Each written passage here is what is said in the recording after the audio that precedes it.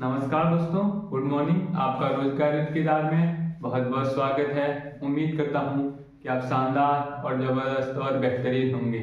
आपकी पढ़ाई बहुत अच्छे से चल रही होगी और आप उसका बेहतरीन से रिवीजन कर रहे होंगे। ठीक है, बेहतरीन से रिवीजन कर रहे होंगे। आज हम कौन सा टॉपिक उठाएंगे? राष्ट्रपति की विधायी शक्तियाँ। ठीक है, जो राष्ट्रपति की विधायी शक्ति, हमने कार्यपालिका शक्ति पढ़ ली थी, आज विधायी शक्तियां पढ़ेंगे राष्ट्रपति। ठीक है, राष्ट्रपति की विधायी शक्ति होती क्या है ये समझेंगे। राष्ट्रपति की विधायी शक्ति वो होती है जो संसद द्वारा राष्ट्रपति को दी जाती है। ठीक है, संसद द्वारा राष्ट्रपति को दी जाती, उसी को विधायी शक्ति बोलते हैं। ठीक है, विधायी शक्ति। तो इसमें हम बात करने जा रहे हैं राष्ट्रपति की विधायी शक्ति में। राष्ट्रपति होता क्या है आपको पता है। ठीक है, इसकी विधायी शक्तियां क्या क्या होती है। राष्ट्रपति की विधायी शक्ति का मतलब जो भारत का संसद, ठीक है, भारतीय संसद द्वारा प्रदान की गई शक्तियां राष्ट्रपति की विधायी शक्तियां होती है। ठीक है, विधायी शक्तियां होती है, विधायी शक्तियां होती है। आर्टिकल 79, आर्टिकल 79 क्या कहते हैं? अनुच्छेद 79 क्या कहते हैं? इसमें क्या क्या होता है? संसद होता है। ये संसद होता है, जो पार्लियामेंट, संसद होता है। संसद क्या होता है? तो संसद के 3 अंग होते हैं। ठीक है, संसद के 3 अंग होते हैं। राष्ट्रपति हो गया और राज्यसभा और लोकसभा। राष्ट्रपति देश का प्रमुख होता है। ठीक है, देश का प्रमुख होता है। तुम्हें पता है राज्यसभा और लोकसभा। लोकसभा उच्च सदन बोलते हैं। ठीक है, सॉरी, राज्यसभा उच्च सदन हो गया, राज्यसभा उच्च सदन हो गया और लोकसभा निम्न सदन हो गया। ठीक है, लोकसभा निम्न सदन हो गया। जो राष्ट्रपति होते हैं राज्यसभा को भंग नहीं कर सकता है, राज्यसभा को भंग नहीं कर सकता है, लेकिन वह लोकसभा को भंग कर सकता है। ठीक है, लोकसभा को भंग कर सकता है। हमने कौन सा आर्टिकल पढ़ा? आर्टिकल 79 में क्या बताता है? संसद। ठीक है, संसद के 3 अंग, राष्ट्रपति, राज्यसभा और लोकसभा। लोकसभा, ठीक है, जो राष्ट्रपति के 3 अंग बता रहे हैं। अब इसके बाद आर्टिकल 85, आर्टिकल 85 में क्या करते हैं? संसद का सत्र बुलाता है। कौन? राष्ट्रपति संसद का सत्र बुलाता है और आहूत सत्रावसान करता है। ठीक है, सत्रावसान करते हैं। तो लोकसभा को भंग कर सकता है। कौन कर सकता है? राष्ट्रपति जो होते हैं लोकसभा को भंग कर सकता है। लोकसभा को भंग कौन कर सकता है? राष्ट्रपति कर सकता है। ठीक है, लोकसभा को भंग कर सकता है। इसमें क्या होता है? इसमें जो सत्र चलते हैं, इसमें 3 सत्र चलते हैं। ठीक है, इसमें सत्र चलते हैं, जो सत्र चलते हैं, कितने सत्र चलते हैं? 3 सत्र चलते हैं। तो पहला सत्र हो गया बजट सत्र। ठीक है, बजट के ऊपर बजट सत्र चलता है। दूसरा सत्र चलता है मानसून सत्र। ठीक है, दूसरा सत्र चलता है मानसून सत्र। तीसरा सत्र जो चलता है शीतकालीन। ठीक है, शीतकालीन सत्र चलते हैं। पहला सत्र कब से कब तक चलता है? जो पहला सत्र चलता है जनवरी से मई के बीच। ठीक है, जनवरी से मई के बीच। फिर मई के बाद जो जून जुलाई सितंबर, जून जुलाई सितंबर मानसून सत्र चलता है। ठीक है, मानसून सत्र चलते हैं। ये चार महीने चलते हैं, जनवरी, फरवरी, मार्च, अप्रैल, मई। 5 महीने लगभग। फिर मई, सितंबर, अक्टूबर, नवंबर। ठीक है, ये भी 2 महीने चलता है, लगभग 2 महीने ये चलता है। ठीक है, 2 महीने चलता है, एक महीने चलता है। जो शीत सत्र होता है नवंबर से दिसंबर में चलता है। ये चलता है जनवरी से मई में, ये जुलाई से अगस्त सितंबर तक। सॉरी, 3 महीने चलता है, ये 3 महीने चलता है। ठीक है, ये 1 महीने चलता है लास्ट के, नवंबर से दिसंबर में। इसमें क्या क्या होता है? बजट सत्र हो गया और मानसून सत्र हो गया और शीत सत्र हो गया। ठीक है, ये कौन बुलाता है? ये भारत का राष्ट्रपति बुलाता है। ठीक है, राष्ट्रपति बुलाते हैं। तो इसमें किसमें बताया गया ये 85 आर्टिकल 85 में संसद का सत्र बुला सकता है। कौन बुलाते हैं? राष्ट्रपति बुलाते हैं। अब इसमें आर्टिकल 86 में बोला गया है कि भारत राष्ट्रपति जो राष्ट्रपति का संसद में सामान्य अभिभाषण होगा। सामान्य अभिभाषण मतलब सामान्य अभिभाषण कब होता है? जब क्या होता है? सदन लोकसभा और राज्यसभा में क्या हो रहा होता है? उनका चुनाव हो रहा होता है। ठीक है, उनका चुनाव हो रहा होता है, उस टाइम सामान्य अभिभाषण करता है कौन? राष्ट्रपति सामान्य अभिभाषण करता है। तो किसी भी सदन में कभी भी नया सत्र चला सकते हैं। तो किसी भी सदन में और कभी भी राष्ट्रपति सत्र चला सकते हैं। ये आर्टिकल 86 में बोला गया। आर्टिकल 87 में ये है कि आर्टिकल 87 में राष्ट्रपति संसद में विशेष अभिभाषण मंत्रिपरिषद द्वारा तैयार किया जाता है। जो मंत्रिपरिषद क्या होता है? ठीक है, मंत्रियों का एक परिषद होता है। ठीक है, उसका प्रमुख कौन होता है? प्रधानमंत्री। जैसे प्रधानमंत्री के अंदर मंत्री परिषद काम करते हैं। ठीक है, मंत्री परिषद काम करते हैं। यह अभिभाषण कौन तैयार करता है? मंत्री परिषद द्वारा तैयार किया जाता है। मंत्री परिषद द्वारा तैयार किया जाता है बोलते हैं। ठीक है, मंत्री परिषद द्वारा तैयार किया जाता है। अब इसमें यह है कि अब आगे है लोकसभा और राज्यसभा में आर्टिकल 331 में जो लोकसभा में दो एंग्लो इंडियन, ठीक है, एंग्लो इंडियन क्या होते हैं? एंग्लो इंडियन वह लोग होते हैं जिनके माता पिता ब्रिटेन हो, जो अंग्रेज हो। ठीक है, अंग्रेज हो और जिसका पिता अंग्रेज हो या माता अंग्रेज हो। ठीक है, पिता ही अंग्रेज हो और माता हिंदू हो, जो पहले ब्रिटेन में रहता हो वर्तमान में भारत में आ गया हो। ठीक है, भारत में आ गया उसको क्या बोलते हैं? Anglo Indian. ठीक है, एंग्लो इंडियन बोलते हैं। तो एंग्लो इंडियन लोकसभा और राज्यसभा में क्या होता है? जो आर्टिकल 331 होता है, आर्टिकल 331 में लोकसभा में दो एंग्लो इंडियन चुने जाएंगे। ठीक है, दो एंग्लो इंडियन चुने जाएंगे बोल रहे हैं। और इसको हटाया गया था। कब हटाया गया था? ये आर्टिकल के अंदर नहीं, ये संशोधन के अंदर। ठीक है, जो संशोधन था 104वां संशोधन द्वारा खत्म किया गया। कब किया गया? 2020 में खत्म किया गया था। 2020 में किया गया। जो एंग्लो इंडियन की सीटें मिलती थी ना अलग रिजर्व, उसको कब हटा दिया गया था? 2020 में हटा दिया गया था। ठीक है, 2020 में खत्म कर दिया गया था। इसके बाद आर्टिकल 80 अनुच्छेद 80 क्या बोलते हैं? राज्यसभा में ठीक है, राज्यसभा में 12 सदस्यों का मनोनयन करता है। ठीक है, जो मनोनयन करता है चुनता है। ठीक है, मनोनयन करता है चुनता है। कौन चुनता है? भारत का राष्ट्रपति चुनता है। ठीक है, किसमें चुनता है? राज्यसभा उच्च सदन से।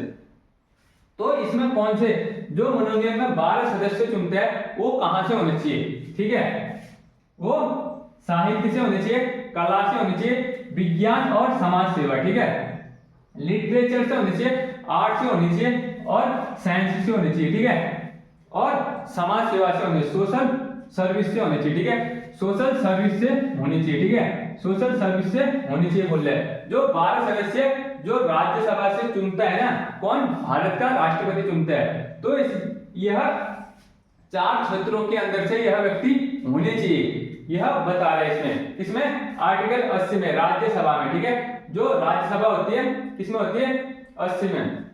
और अनुच्छेद 108 में संयुक्त बैठक बुलाता है। कौन बुलाता है? संयुक्त बैठक भारत का राष्ट्रपति बुलाएगा।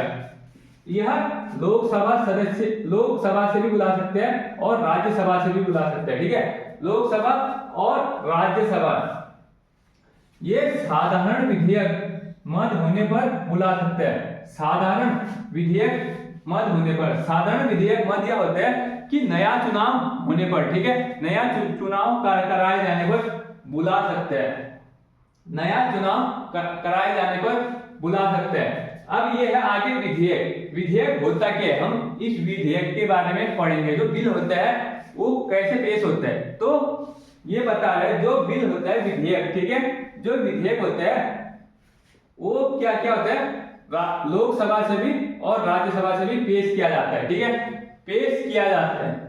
और यह बिल जाता है किसके पास, भारत के राष्ट्रपति के पास, ठीक है। यह बिल राष्ट्रपति सीधे पेश कर देगा क्या, इसमें यह होता है कि राष्ट्रपति क्या क्या करता है, रुका भी सकता है, ठीक है। इस जो बिल होता है, जो विधेयक होता है, इसको रुका भी सकता है, ठीक है, रुका भी सकता है कुछ दिन के लिए, यह पेश भी कर सकता है, आगे भेज भी सकता है, ठीक है, आगे भेज भी सकता है। यह पुनः जो होता है, जो दोबारा जांच के लिए, फिर से पुनः जांच के लिए भेज भी सकते हैं राष्ट्रपति, ठीक है। यह लेकिन विधेयक पेश किया गया तो क्या क्या होगा, इसके बाद एक अधिनियम बन जाएगा, ठीक है, एक अधिनियम बन जाएगा। ये बोल रहा है कि विधेयक पास होगा तो राष्ट्रपति हस्ताक्षर करेगा तो यह अधिनियम बन जाएगा, ठीक है, एक कानून बन जाएगा, एक कानून बन जाएगा। लेकिन यह इसमें विराम लगाएगा तो क्या क्या होगा, यह विराम लगाएगा तो फिर से इसमें एक बार जानकारी लेनी पड़ेगी, ठीक है, एक बार फिर से दोबारा चेक करना पड़ेगा।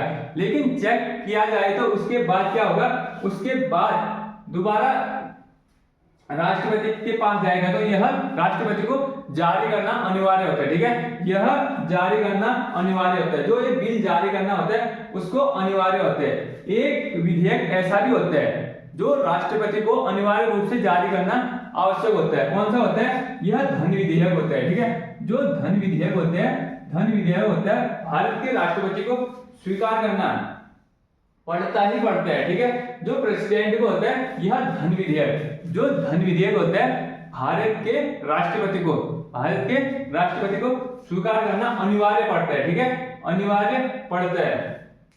तो इसके बाद क्या होता है, आर्टिकल 123 में, अनुच्छेद 123 में ये बोला गया है कि अध्यादेश जारी करने की शक्ति, तो अध्यादेश जारी करने की शक्ति, ठीक है, अध्यादेश जारी करने की शक्ति। जैसे अध्यादेश मतलब क्या होता है, जैसे अध्यादेश जब लोकसभा और राज्यसभा का सत्र नहीं चल रहा होता है, ठीक है, लोकसभा और राज्यसभा का क्या चल रहा नहीं होता है, जो 3 सत्र होते हैं उनमें से कोई भी सत्र नहीं चल रहा होता है, ठीक है, कोई भी सत्र नहीं चल रहा होता है।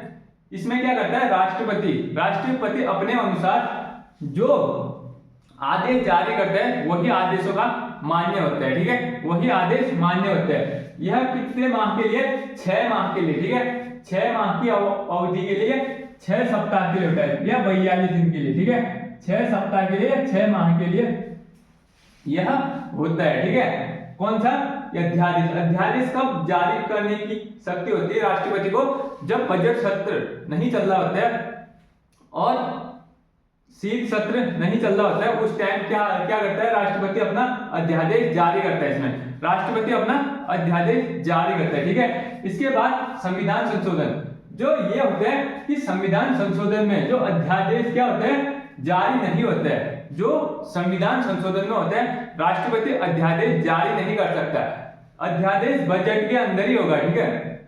जो अध्यादेश होता है, जो संविधान संशोधन होता है ना, संविधान संशोधन, जो ये संविधान संशोधन होता है ये राष्ट्रपति अपने अनुसार चेंज नहीं कर सकता है। इसमें जब बजट पेश होगा तभी संशोधन होगा, ठीक है, जब बजट पेश होगा, यह शीत सत्र चल रहा होगा, ठीक है, शीत सत्र चल रहा होगा उसी टाइम चेंज होगा, उससे पहले यह चेंज नहीं होगा।